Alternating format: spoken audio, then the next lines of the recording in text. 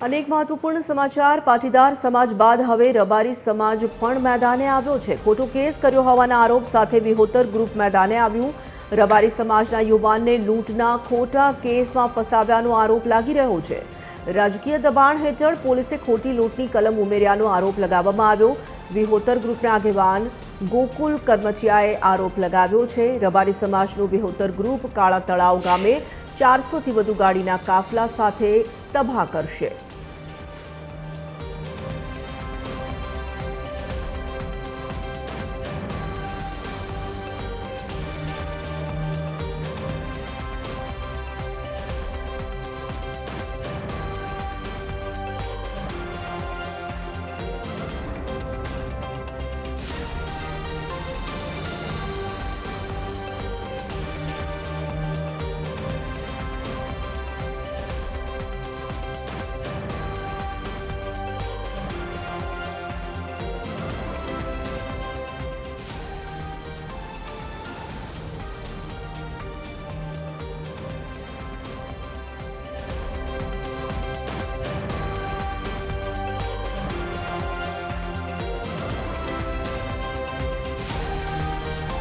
ભાવનગર શહેરની ખાનગી હોસ્પિટલને દંડ ફટકારાયો હોવાની જાણકારી મળી રહી છે। કરોડો રૂપિયાના કૌભાંડની આશંકાને લઈને દંડ ફટકારવામાં આવ્યો। એચસીજી હોસ્પિટલને 7 કરોડ રૂપિયાથી વધુનો દંડ ફટકારવામાં આવ્યો છે। પીએમજય યોજના અંતર્ગત 2 દર્દી પાસેથી ચાર્જ વસૂલવામાં આવ્યો હતો। 2 દર્દી પાસેથી 6,000 અને 19,000નો ચાર્જ તેમ વસૂલવામાં આવ્યો। હોસ્પિટલના કેસની તપાસમાં 39 કેસમાં અપકોડિંગ પણ જોવા મળ્યું છે। ભાવનગર શહેરની આ ઘટના ખાનગી હોસ્પિટલને દંડ ફટકારવામાં આવ્યો। કરોડો રૂપિયાના કૌભાંડની આશંકાને લઈને દંડ ફટકારાયો છે। એચસીજી હોસ્પિટલને 7 કરોડ રૂપિયાથી વધુનો દંડ ફટકારવામાં આવ્યો। પીએમજય યોજના અંતર્ગત 2 દર્દી પાસેથી ચાર્જ વસૂલ્યો હતો।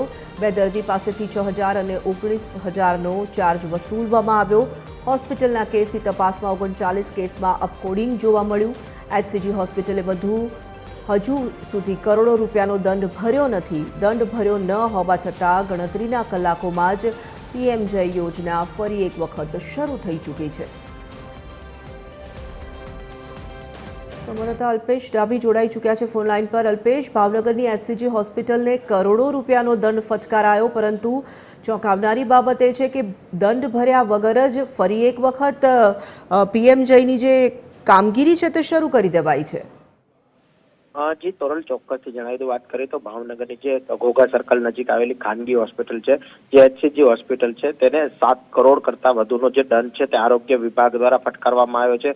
જે પ્રકારે માહિતી મળી રહી છે તે અંતર્ગત પીએમજય યોજના અંતર્ગત 2 દર્દીઓ પાસેથી જે ચાર્જ વસૂલવામાં આવ્યો હતો, આ સાથે જ જે પ્રકારે મશીન, જે રેડિયેશન મશીન છે તેનો પણ ઉપયોગ ન કરવા છતાં પણ તે દર્શાવ્યું છે। અને જે અંગે સરકારના પેકેજને રકમ લઈ અને આ અંગે તમામ જગ્યાઓ પર કૌભાંડ કર્યું હોય તે અંગે સરકાર દ્વારા હાલ જે પ્રકારે આરોગ્ય વિભાગ દ્વારા દંડ કરવામાં આવ્યો છે, આ દંડની કાર્યવાહીને લઈને હાલ આરોગ્ય વિભાગ દ્વારા જે હોસ્પિટલને પીએમજય યોજના છે તે ફરીથી શરૂ કરાવી દેવામાં આવી હતી।